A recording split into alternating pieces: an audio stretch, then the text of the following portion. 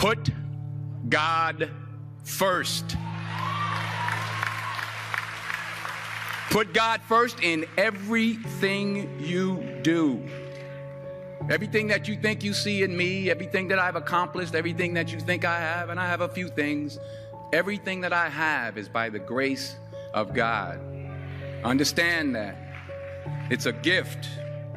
I was sitting in my mother's beauty parlor, and I'm looking in the mirror, and I see behind me this woman under the dryer. And every time I looked up, she was looking at me, just looking me in the eye. And I didn't know who she was, and I said, she said, somebody give me a pen, give me a pencil. I have a prophecy. March 27, 1975. She said, boy, you are going to travel the world and speak to millions of people. Now, mind you, I was flunked out of college. I'm thinking about joining the army. I didn't know what I was going to do, and she's telling me I'm going to travel the world and speak to millions of people. Well, I have traveled the world, and I have spoke to millions of people.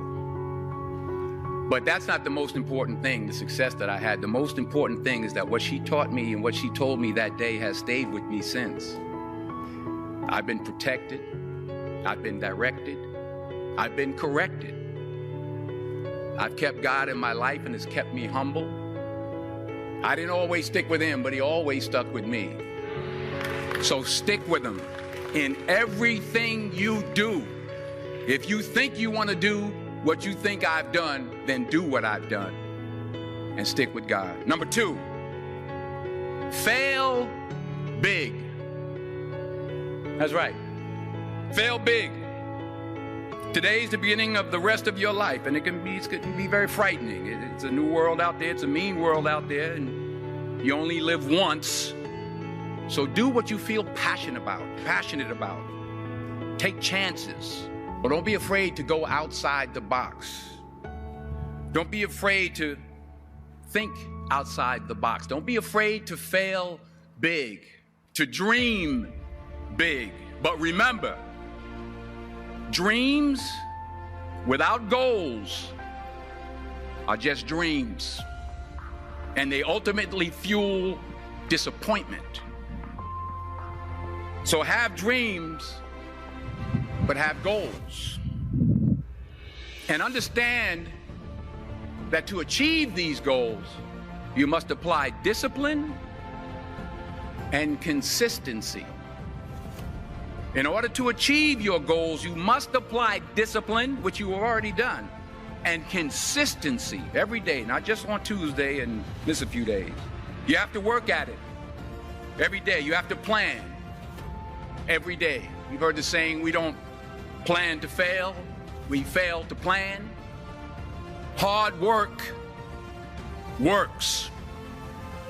Working really hard is what successful people do. Remember that. Just because you're doing a lot more doesn't mean you're getting a lot more done.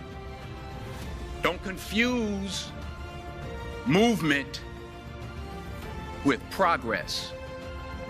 My mother told me, she said, yeah, because you can run in place all the time and never get anywhere. So continue to strive, continue to have goals, continue to progress. You'll never see a U-Haul behind a hearse. I'll say it again. You'll never see a U-Haul behind a hearse. I don't care how much money you make, you can't take it with you. And it's not how much you have. It's what you do with what you have. We all have different talents. Some of you will be doctors, some lawyers, some scientists, some educators, some nurses. The most selfish thing you can do in this world is help someone else. Why is it selfish? Because the gratification, the goodness that comes to you, the good feeling that I get from helping others, nothing's better than that. Nothing's better than that. Not jewelry, not big house I have, not the cars, but it's the joy. That's where the joy is, in helping others. That's where the success is, in helping others. Finally, I pray that you put your slippers way under the bed tonight, so that when you wake up in the morning, You have to get on your knees to reach them. And while you're down there, say thank you for grace. Thank you for mercy. Thank you for understanding. Thank you for wisdom. Thank you for parents. Thank you for love. Thank you for kindness. Thank you for humility. Thank you for peace. Thank you for prosperity. Say thank you in advance for what's already yours. It's how I live my life. That's why I am, one of the reasons why I am today. Say thank you in advance for what is already yours. True desire in the heart for anything good is God's proof to you, sent beforehand to indicate that it's yours already. I'll say it again. True desire in the heart, that itch that you have, whatever it is you want to do, that thing that you want to do to help others and to grow and to make money, that desire, that itch, that's God's proof to you, sent beforehand already to indicate that it's yours. And anything you want good, you can have. So claim it. Work hard to get it. When you get it, reach back. Pull someone else up. Each one, teach one. Don't just aspire to make a living. Aspire to make a difference.